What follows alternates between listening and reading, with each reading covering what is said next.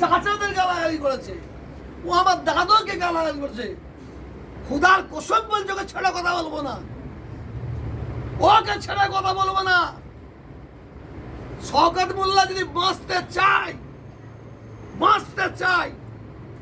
ওকে দিনের বেলায় ফুরফুরা শরীফে এসে দাদা হুজুরের মাজারে সঙ্গে মাপ চাইতে হবে। 5 হুজুরের মাজারে মাপ চাইতে হবে, ছোট হুজুরের মাজারে মাপ চাইতে হবে। ও দাদা হুজুরকে গালাগালি করেছে, দাদা হুজুরের দিকে আঙুল তুলেছে, 5 হুজুরকে গালাগালি করেছে।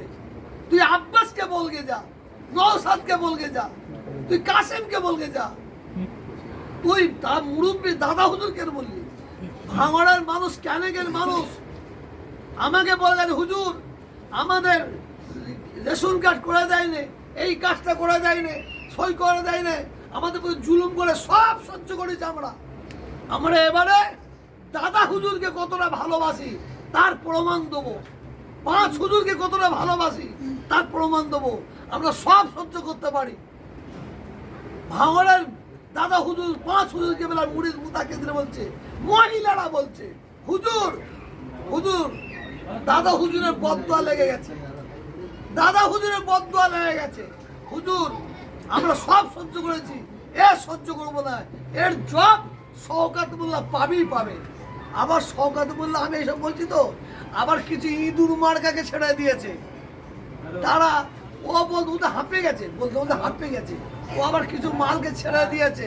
তুরা বল ওদের কথা আমি জবাব দিই। আমি বলেছিলাম না ক্যানিং থেকে কটা হিন্দু মহিলা আমার মা বোন বাচ্চাদের নিয়ে এসেছিল, ওদের অত্যাচার জুলুম কথা বলেছিল।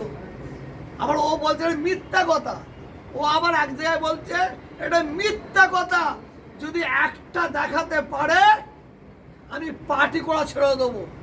আর আমিও জুলফিকারের বেটা একভাবে জন্ম হয়ে বলছি, আমি সেই মেয়েগুলোকে নিয়ে এসে দেখাবো।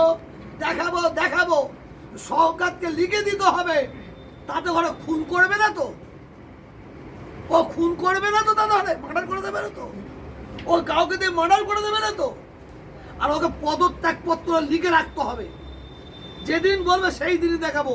ওকে পদত্যাগপত্র লিখে রাখতে বলুন, আর ওকে লিখে দিতে বলুন ও তাদের খুন করবে না, তাদের মার্ডার করবে না। কারণ ভয় আছে, আমি তাদের নিয়ে এসে দেখাবার পরে হয়তো তাদের মার্ডার করে দিতে পারে, তাদের খুন করে দিতে পারে। কারণ এটা আমি বলছি না, তারা বলছে।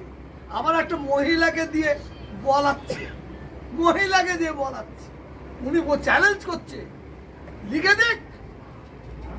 দিক যে আমি পদত্যাগ করব, যদি ওই মেয়ের ওই মহিলা যদি আমার কাছে এসে প্রমাণ দেয়, মহিলা তুমি হ্যাঁ আমি এসেছিলাম। এরকম তো অনেক মুসলিমদের আছে, 21 সালের পর এটার পর অনেক ঘর ভেঙেছে বুলডোজার দিয়ে, আরো অনেক অত্যাচার করেছে, ঘর ছাড়া করেছে, প্রচুর তো মুসলিম আছে এরকম। এটা তো ভালো খেলা। ভাঙড়ে শান্তি ফিরছে না কেন, শান্তি ফিরাচ্ছে না কেন? এ চাচাই মরছে তো, আর ইনারা গ্যালারিতে বসে মজা নিচ্ছে তো। মরছে কে মুসলমান, মারছে কে মুসলমান, আর গ্যালারিতে বসে মজা নিচ্ছে কে?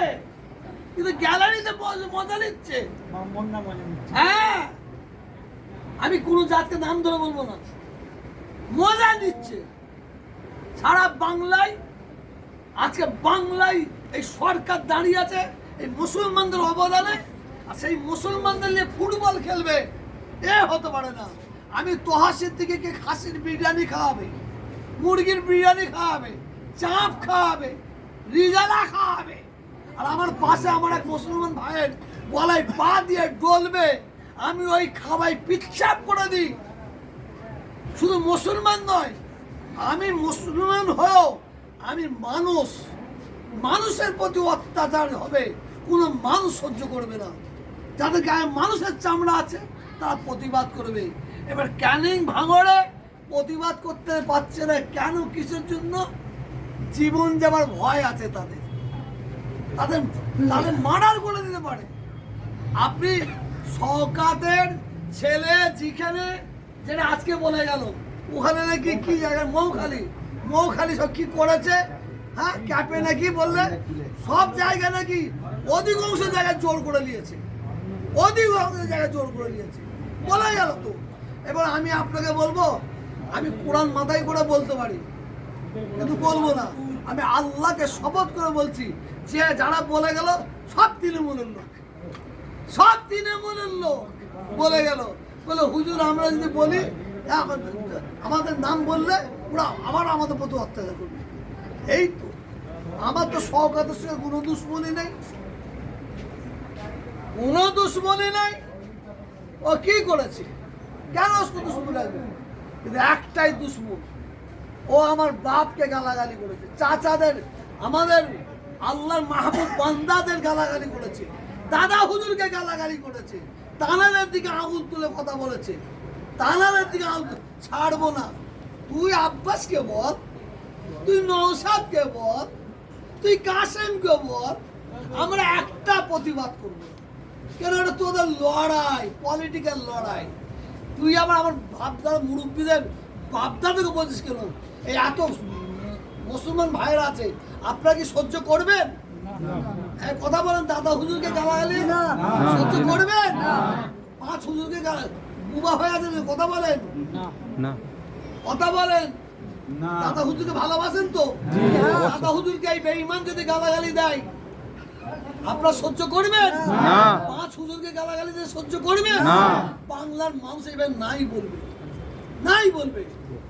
আর কিছু বলার আছে? শওকত মোল্লাকে যখন প্রশ্ন করা হয়েছিল পিরিজাদাদেরকে নিয়ে, তিনি তখন এমন একটা ইঙ্গিত দিয়েছেন, বিশেষ করে আপনাকে নিয়ে যখন প্রশ্ন করা হয়েছিল, তিনি তখন বলছেন যে ওদের বিরুদ্ধে কথা বললে, ওদেরকে নিয়ে কথা বললে জবান নষ্ট হয়ে যাবে, এমনটা তিনি বলেছেন। আল্লাহ যেন কবুল করে।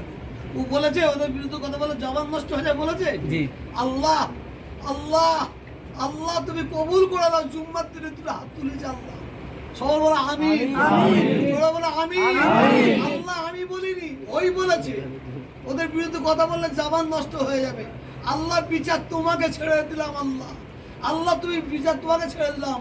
ভাঙড়ের মুসলমানদের হিফাজত করো, ভাঙড়ের মানুষকে, ক্যানিংয়ের মানুষকে আল্লাহ হিফাজত করো, আল্লাহ তাদের হিফাজত করো, আল্লাহ আল্লাহ জালেমকে আল্লাহ ধ্বংস করে দাও, বলুন আমি। ও বলেছে, ওর জন্য আমি বলিনি, আমি বলি, ও বলেছে জবান পড়ে যাবে। অপেক্ষা করুন না, সহ্য করুন না, ধৈর্য ধরুন না, অনেক কিছু দেখতে হবে। আবার আমাকে বলে তোলাবাজ, তোলাবাজ, আমার খাতা খুলবে, ওর কাছে খাতা আছে, হ্যাঁ খুলতে বলেন না, খুলতে বলেন না। ওকে এখন দিনের খবর দিচ্ছি, ওর রাতের খবর আমার কাছে আছে। শওকতকে যা বলছি দিনের খবর, ওর রাতের খবর আমার কাছে আছে, আমি সেইগুলো এখন প্রকাশ করিনি। ওর রাত 3টে, 2:30, 3টের খবর আমার কাছে আছে। এসব দিনের খবর হচ্ছে, এখন রাতের খবর ক্যানিংয়ে ভাঙড়ে দিয়ে দেবো ইনশাআল্লাহ। পরে যদি শওকত বলল আপনার একটাই ও বাঁচতে পারে, একটাই ও বাঁচতে পারে, বাঁচার উপায় একটাই, ওর বাঁচার উপায় একটাই। দিনের অন্ধকারে দাদা হুজুরের মাজারে উঠে ওকে মাপ চাইতে হবে সকলের সামনে। 5 হুজুরকে বলে মাজারে উঠে মাপ চাইতে হবে, ওর একটাই বাঁচার উপায়, এছাড়া কোনো উপায় নাই। ওকে ভাঙড়ের ক্যানিংয়ের মানুষ ওকে মাপ করবে না, যারা দাদা হুজুর 5 হুজুরকে লাগে সর্ষে পরিমাণ ভালোবাসে। আগে শওকত মোল্লাকে জিজ্ঞাসা করুন তো,